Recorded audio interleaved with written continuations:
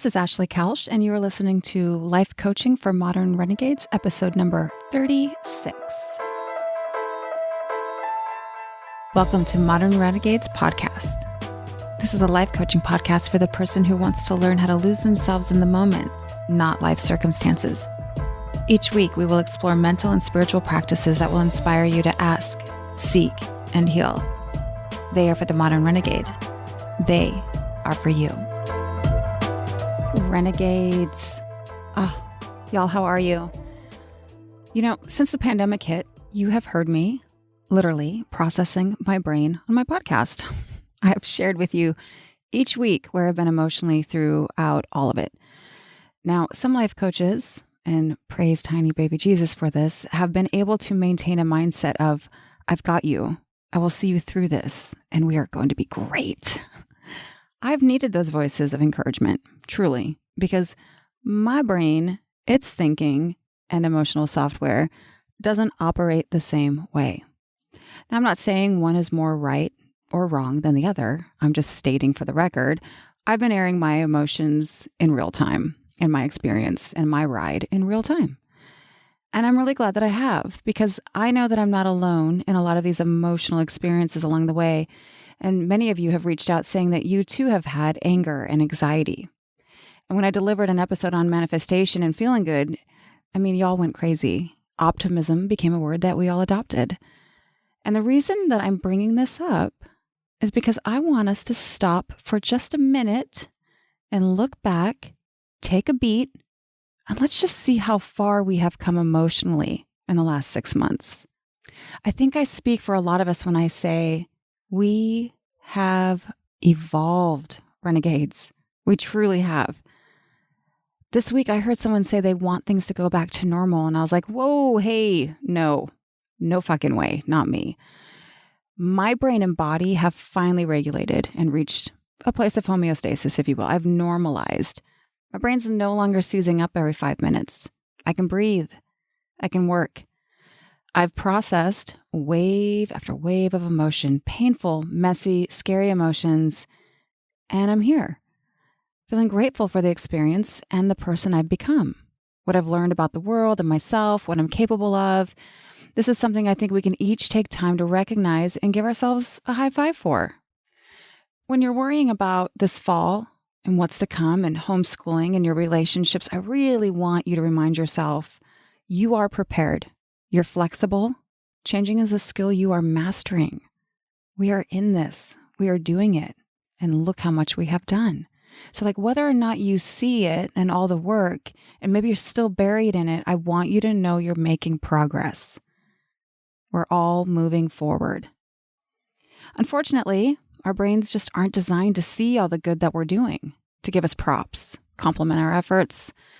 If you examine your brain and what it has to say about you, you'd likely admit, well, at least I would, mine's kind of an asshole. It only ever lets you know how awful you are, how much cellulite you have, how the job wasn't done well enough, how you shouldn't have said that thing, you drink too much, you could have done more, how rotten this world really is. Why can't you skip dessert for once? Your marriage sucks. Why aren't you more like them? You should make more money, and on and on and on. It just reminds you of all your problems, all the things gone wrong. The human brain is wired to think disempowering thoughts. The human brain, your brain, is designed to think and show up the same way it always does, regardless of what is going on in the world. I've been thinking about this in the way that the human brain thinks, the way that I show up in the world. And I've stopped and I paused and I wondered for a moment as I looked at the way that I think, if I were to leave a legacy behind of my thinking, a legacy of my thoughts, what would that look like? Think about this. At the end of your life, when you look back and you left behind your thinking for the world to have, would you be pleased? Would you be impressed? How would you feel about that? Would you want to share it with the world? I'm laughing because I know when I evaluated this for myself, I was like, oh, this is embarrassing. I'm like a People magazine. This question, maybe the answer I wanted for the question, sent me down a rabbit hole this week. What would I need to do to completely change the way I think? To change my reactions, my patterns, my feelings, my behaviors? Because I was like, this is the way you're interpreting and responding to the world? Come on. So like, what could one do? What does one need to think? How do you change all of this? And so when I say rabbit hole, I just, I want you to picture Alice in Wonderland when she's like falling and you see that spiral. I didn't have the little tiny psychedelic nibbles to assist me in this process this time. I've been asking a lot of questions. I've been having a lot of conversations. I was wishing I was eating psychedelics, but instead I was consuming a massive amount of content and taking a lot of notes. Because the thing is, you guys, it takes a pretty traumatic event for our brains to change when you think about the architecture of your wiring. And if you look around at the people in your world and the world that we're living in, and it has been, I think for most of us, a shock to our systems, definitely awakening, right? For tens of millions and millions, our belief systems have been shattered. There's been some crazy, crazy things that have happened to who we are and the way that we think. But I want to challenge the core of who you were before is who you are now. So what I'm saying is the problems you had before, the way you viewed those problems, hasn't really changed. Not to sound totally arrogant, but I can actually say that because I've done my research and it's facts, my friends, unlike our thinking. So I want you to stay with me to the end because I'm going to show you how you are in operation body, mind, memory mode. Why that's happening like that, how it's affecting your decision making, be it with your job, your love interest, and how to get out of it while also giving you some clarity around the when you know, you know.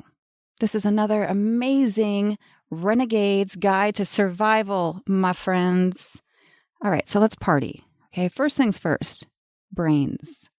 What we have learned about the human brain is that 90% of the day we are lost in thought, in our subconscious thinking. And 95% of that thinking is spent mulling over our pasts, reliving our stories, or just thinking negatively. You're doing it right now. You're judging yourself for the thinking you have and how embarrassing it might be, how you've never really thought about your thoughts. I want you to come back. Stay with me. If we're spending 95% of our day thinking about the past and the negative thoughts, then we're not conscious or present in the moment. We're operating on autopilot.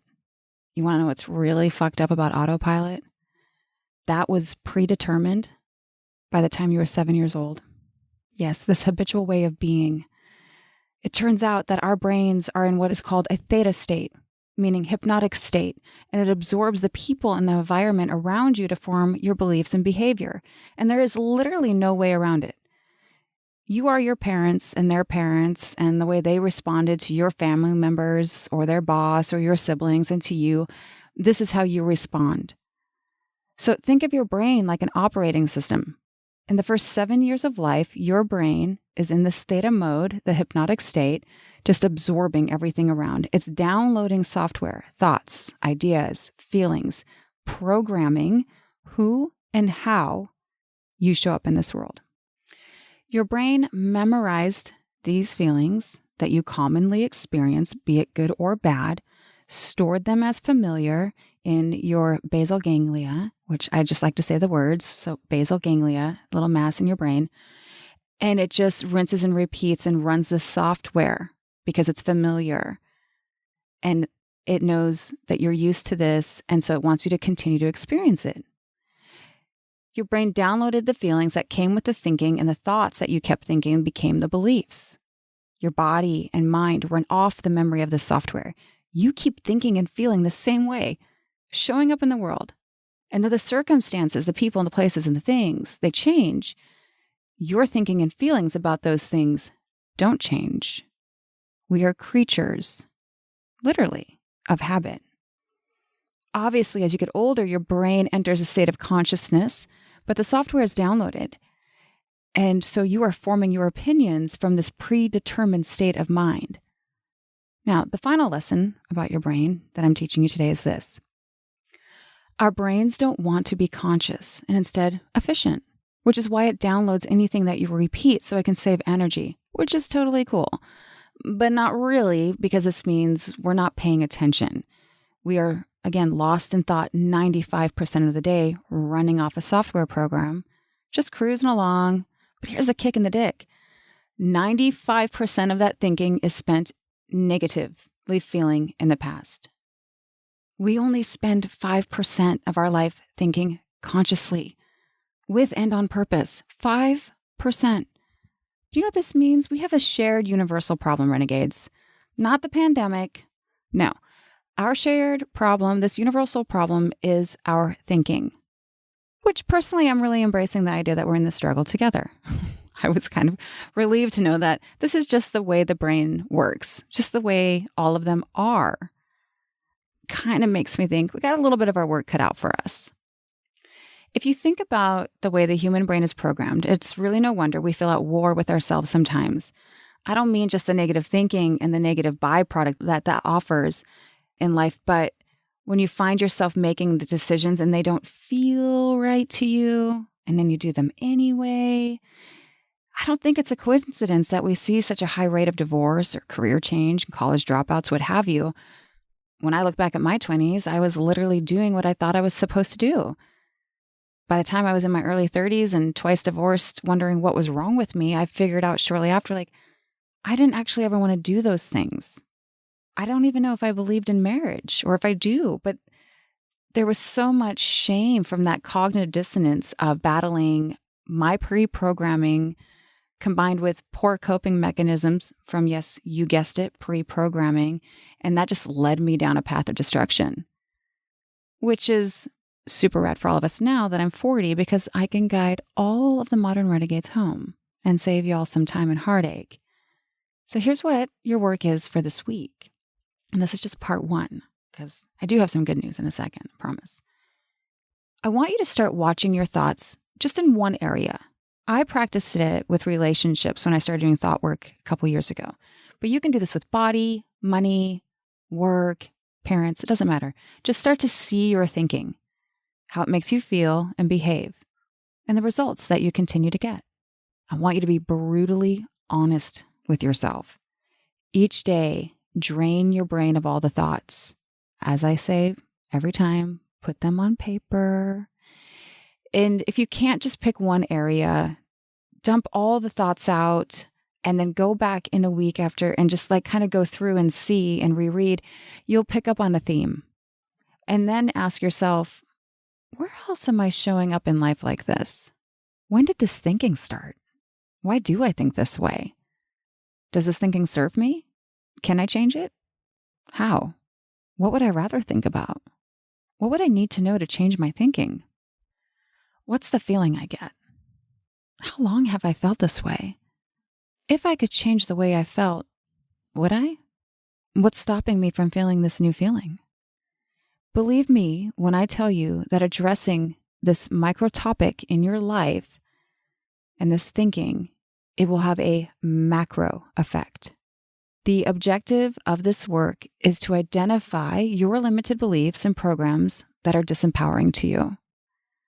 And then I want you to ask yourself, am I creating the life I want or the one I was programmed to have? And start creating. This is where things get fun. You see, our conscious mind is our creative mind. We access it through our prefrontal cortex. The prefrontal cortex, our modern brain, is where our desires and our wishes and the capacity to manifest the life we want is. This is the problem-solving part of our brain. Why we are not taking up residency here, renegades, I do not know. When I think of my prefrontal cortex, I imagine going there. I'm like, it's so posh. It's so chic and luxurious and cool. Living in our preconditioned program quarters makes you think you can't afford to go there. You're just not good enough. They'll know you're a fraud. Lies, lies, lies. It's high time we override this old software program. I mean, we might even consider an all-new operating system because the software we want to run might be too advanced. Now that we're waking up, you have to know that your brain is going to want to default to this OG software. It's just the way it is.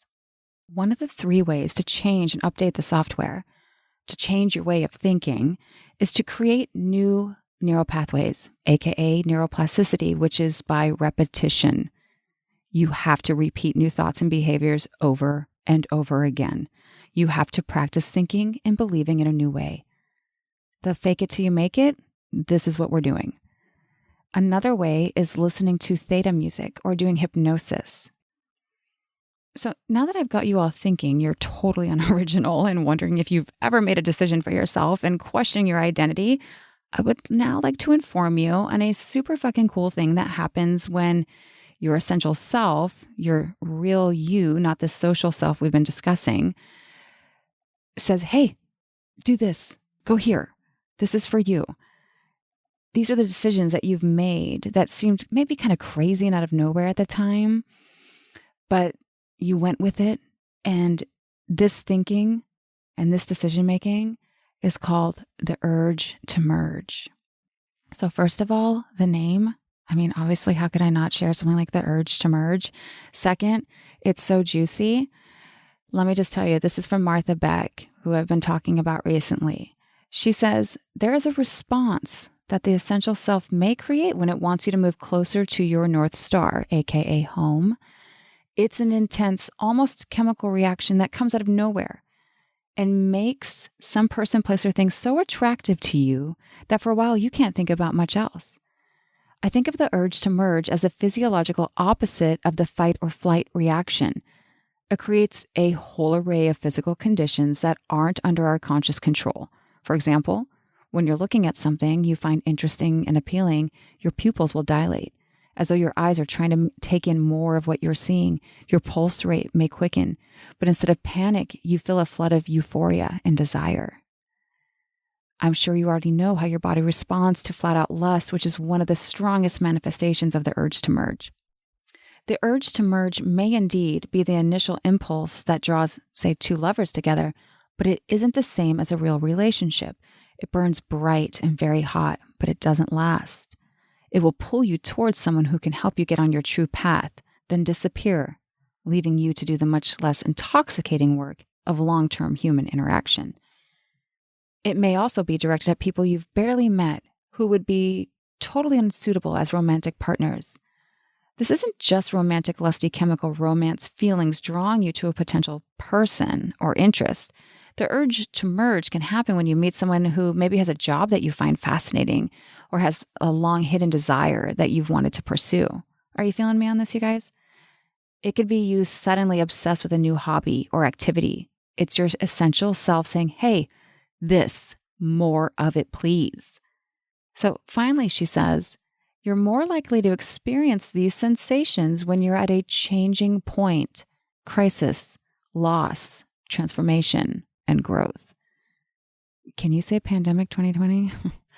These things weaken the grip of the social self and they demand some quick decision-making for your essential self. The urge to merge is your essential self calling you home. Okay, so that all sounds amazing, right? Like, give me a booster shot of that so I can find my way home. This chemical response, this urge to merge, this waking up, it's bringing you into consciousness and out of your subconscious slumber. But let's pause for a moment, shall we? How do we know if we're experiencing this urge to merge? How do we know it's not our brain and body operating from memory? It's sleepwalking state of operation. When I was telling my friend about the urge to merge and how it can be like a man crush, so to speak, like you see someone, their job and their life, and he was like, hey, did I ever tell you how I ended up becoming a pilot?